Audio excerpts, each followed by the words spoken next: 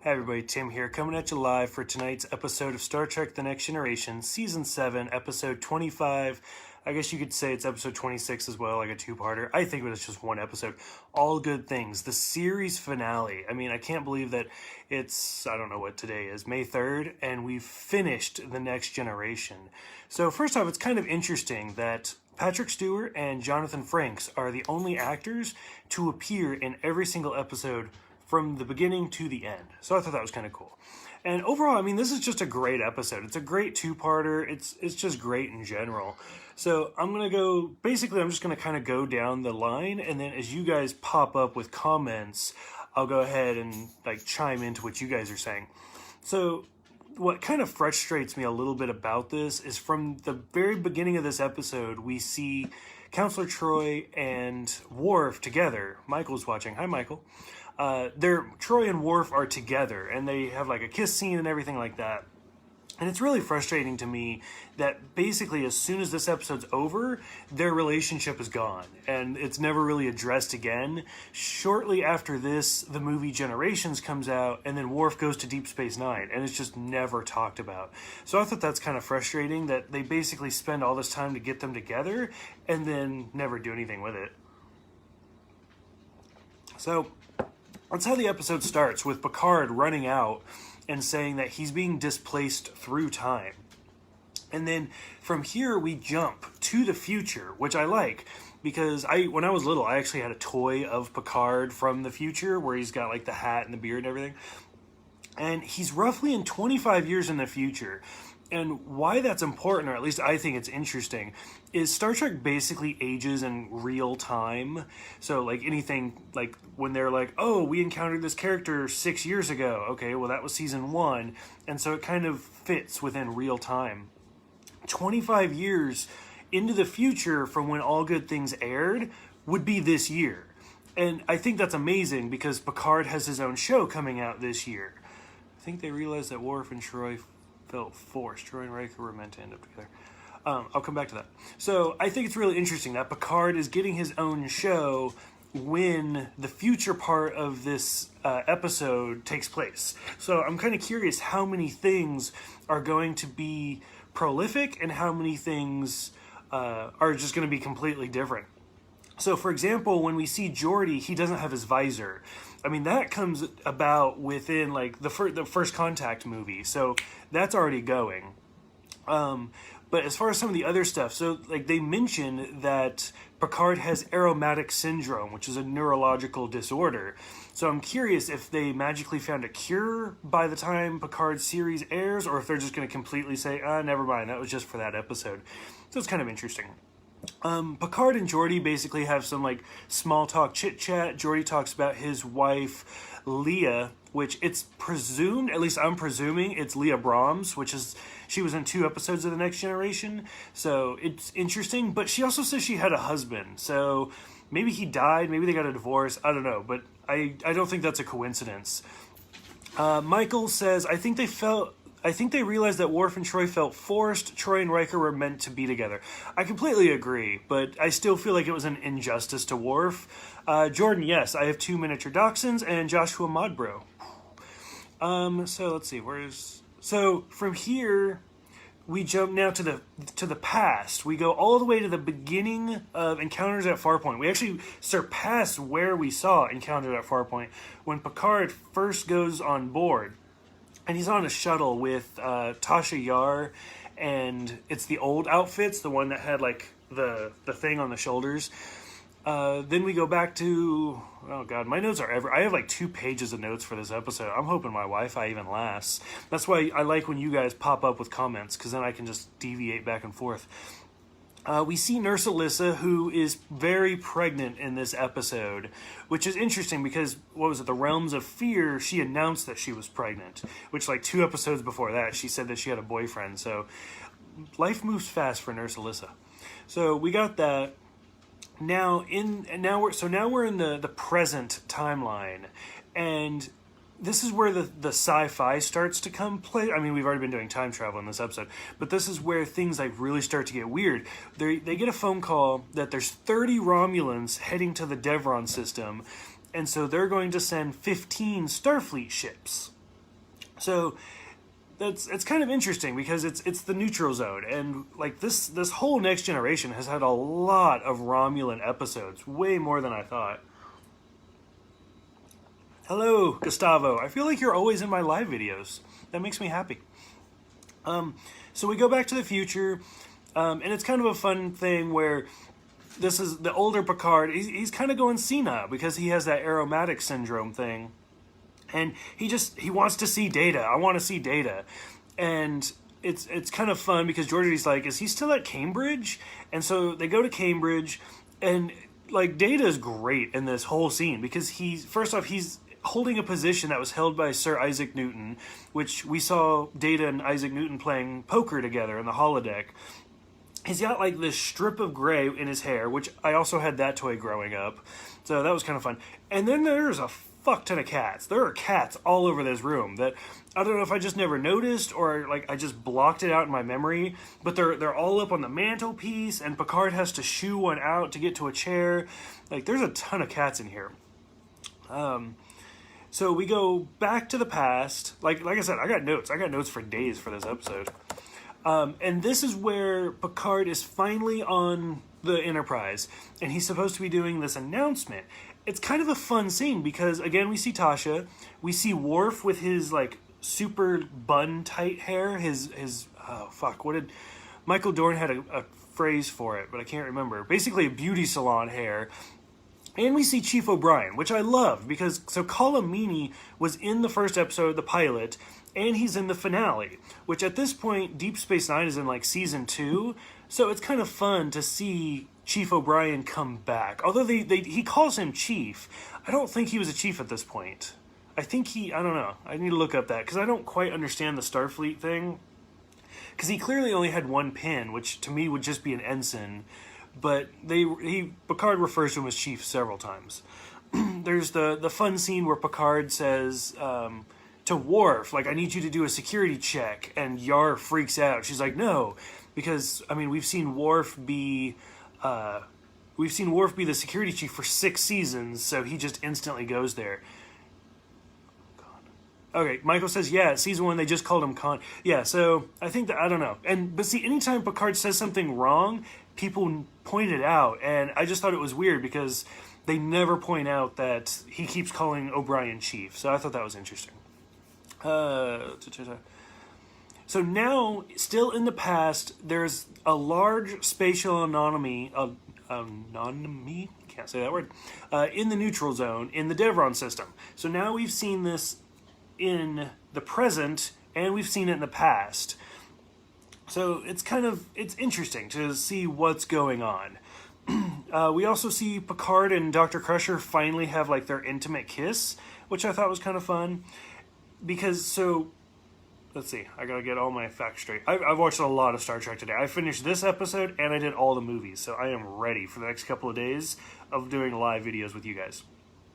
So we're in the future, and now we've seen the Klingons have taken over Romulan space, and there's no neutral zone anymore, which is kind of interesting, because as we look at the future of Star Trek, like the 2009 J.J. Abrams movie and stuff, we start to see the Romulans losing power.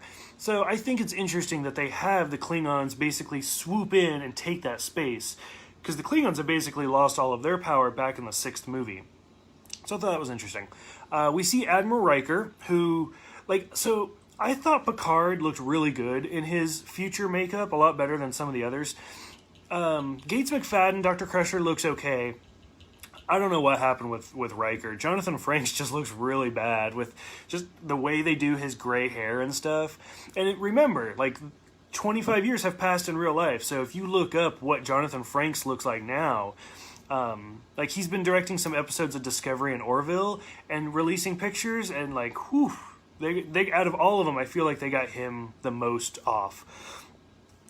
So they go to the USS Pasteur, where Dr. Beverly Picard, which is fun, because Jean-Luc is like, oh, so you kept the name, is now the captain of a vessel, which I've talked about before. My husband is always super interested, because he's been in the medical field for years, and so we've always talked about getting Starfleet uniforms, and he's like, well, why can't I have a blue uniform and still be a captain.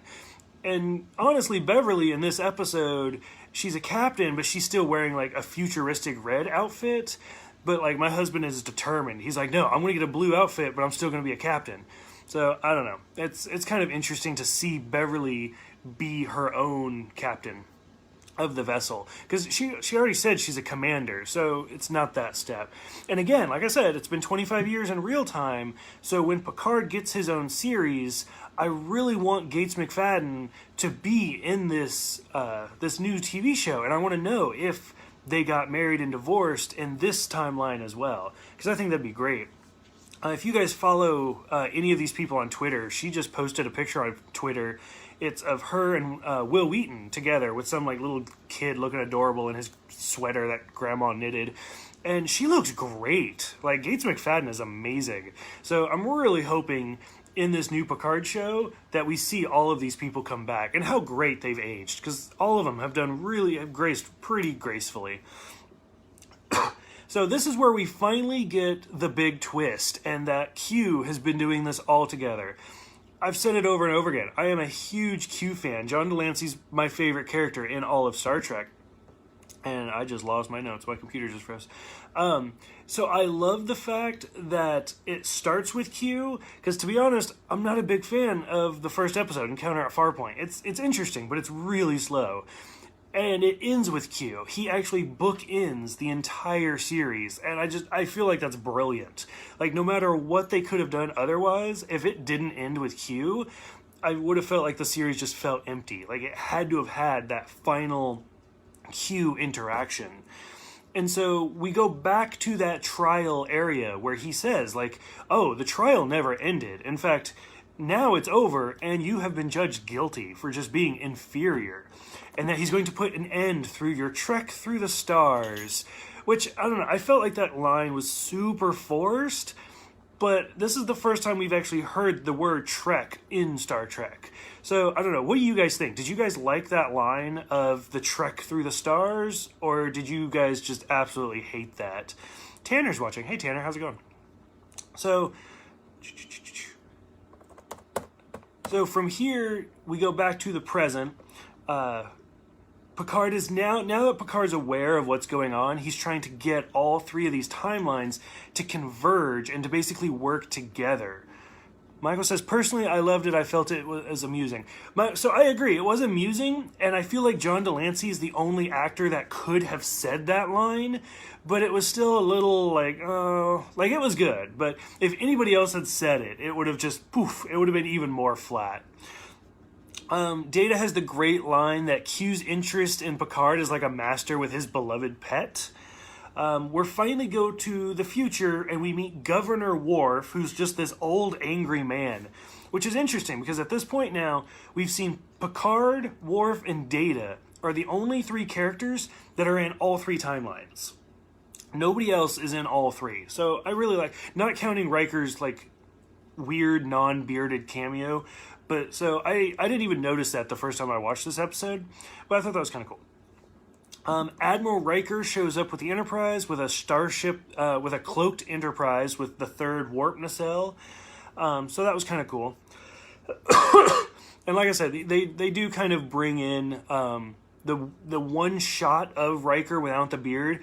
And I kind of want to go back to Encounters at Farpoint because I don't know if that's deleted footage or where that footage came from, or if it's just computer altered. It's clearly from him in the holodeck with Data because you can see the trees in the background. I don't know why I'm stuttering today. We go, and in the same part, Picard goes up to the food replicator and is like, tea, Earl Grey, hot. And they say, I'm sorry, that food is not currently programmed. So that's kind of interesting.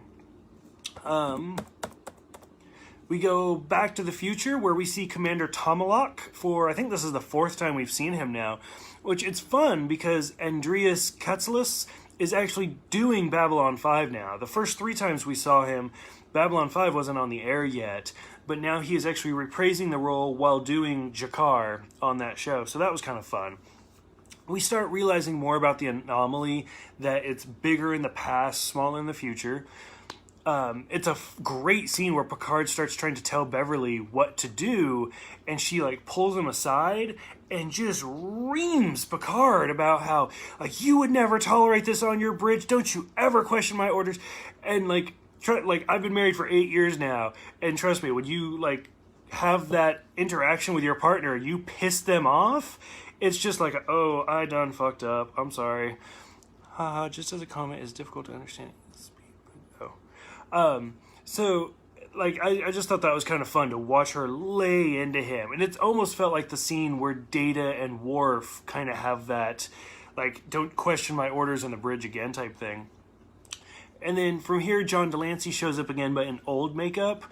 I'm always curious, every time I watch this, if it's in the script that he was supposed to show up old, or if John Delancey was like, that's not fair, that everybody else gets to show up in old people makeup, but I don't, and then just, like, kind of forced his way into wearing the outfit. And for me personally, this is kind of where the episode started a little bit going down.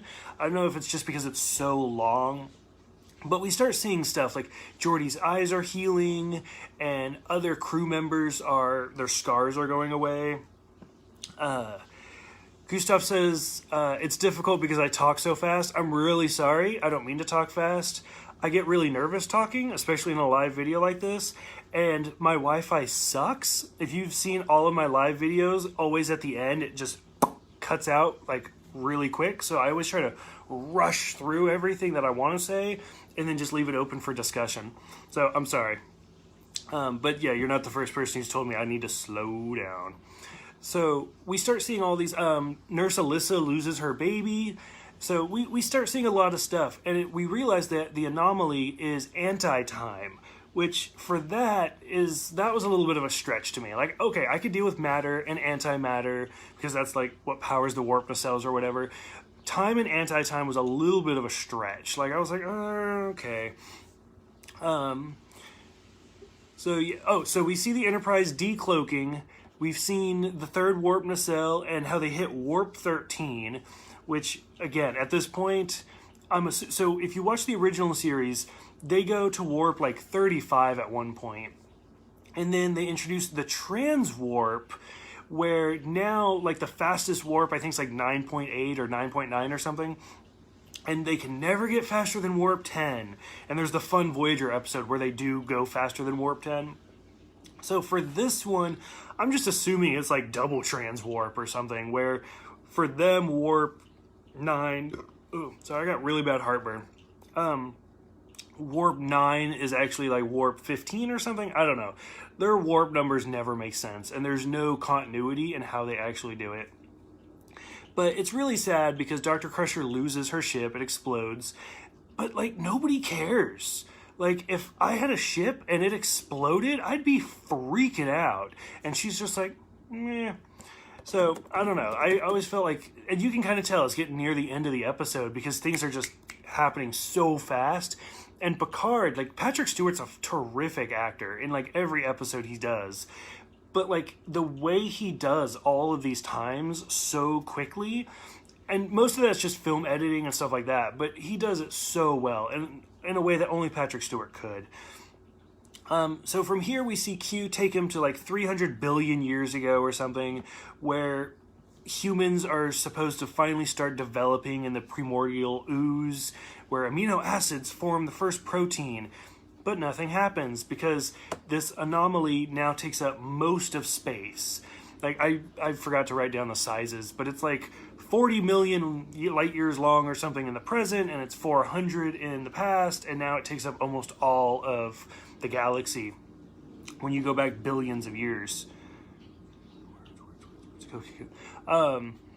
So we realize that the tachyon pulse that we've been scanning it with to kind of get a sense of what's going on in all three timelines is what's causing it, and that's why it's getting bigger in the past. So now Picard has to get all three of them at the exact same time to basically stop what they're doing. and 2 of the Enterprises actually get destroyed, which is now the 5th time, I think, that we've seen the Enterprise destroyed. So, I mean, the poor Enterprise D is just bound and determined to not survive very long, which, considering the next movie, a little bit of a spoiler, doesn't look good.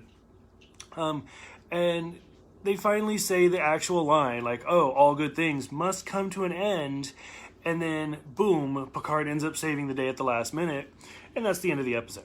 So, I don't know, like, the first 3/4 of this 2-parter, I love. I think it's great. It's once we get to the end and they're using the tachyon pulses to, like, stop the anti-time, where I was like, oh, like, it was just a bit of a stretch for me.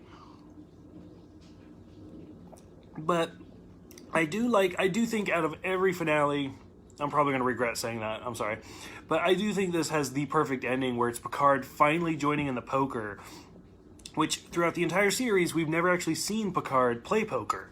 There was one episode where Patrick Stewart joined them, but he was a different character entity, like it wasn't actually Picard. So this is the first time that Jean-Luc Picard plays poker, and he actually has the last line where he's like dealing the cards. So I think it's the perfect ending to a great episode. I don't know, that ending just kind of didn't do it for me. So I think that's all I got for my notes. I blasted through that, as some of you have pointed out. So, as we are now done with the series of The Next Generation, I would love for you guys to start popping up comments. What do you guys love about The Next Generation? What did you not love? What did you want to see that they didn't do? What do you wish they had done more of? So go ahead, let me know. I'm just going to kind of blab on until you guys start commenting.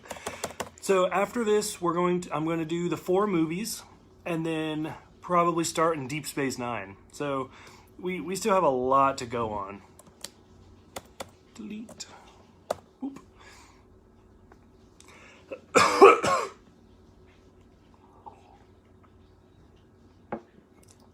Nathan says, you're doing great, and I love these videos. Thank you, Nathan. I'm glad you guys like them.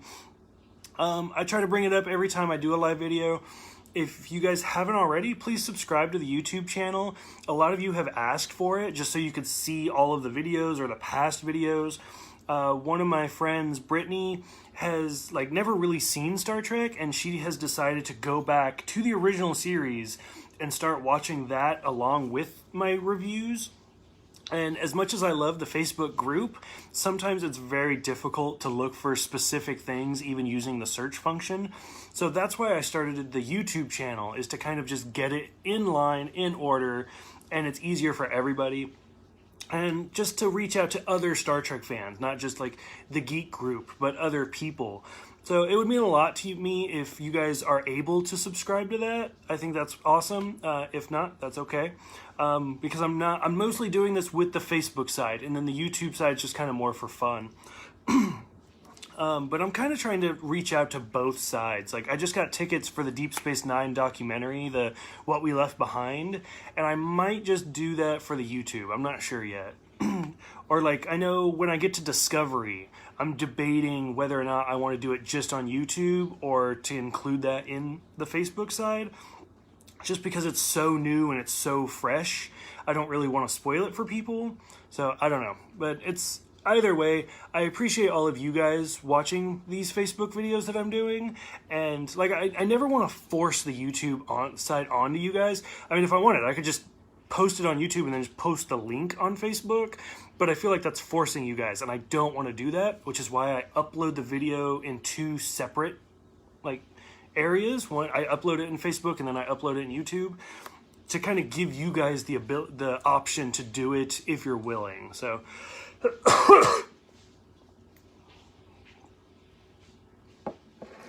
so again, if you guys comment, what do you guys love about The Next Generation? What brought you to The Next Generation? To be honest, I don't even remember when I first started watching it, or the first episodes that I first saw. I can't even remember. I think I actually remember watching Voyager before The Next Generation. If anything, the movies. I saw the Generations movie, dozens of times as a kid. It was my favorite thing. But going back and watching The Next Generation has been really emotional for me, especially depending on the episode.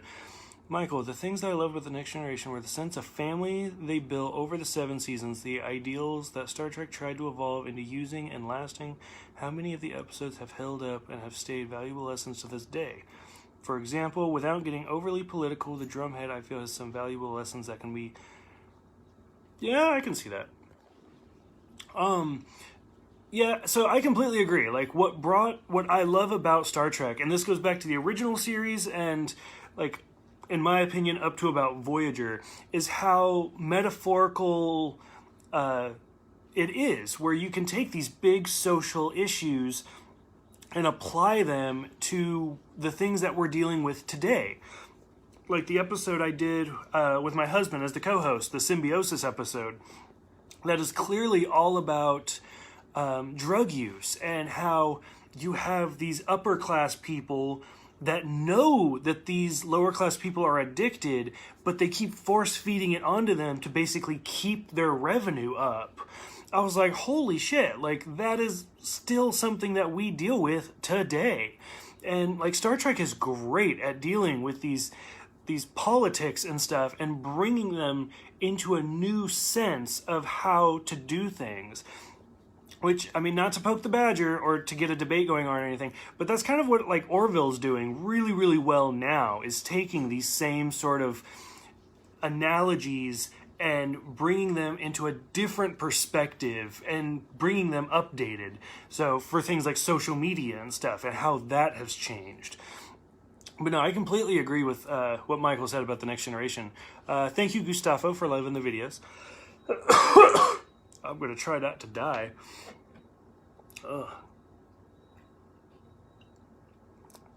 This is usually why I pre-record the videos.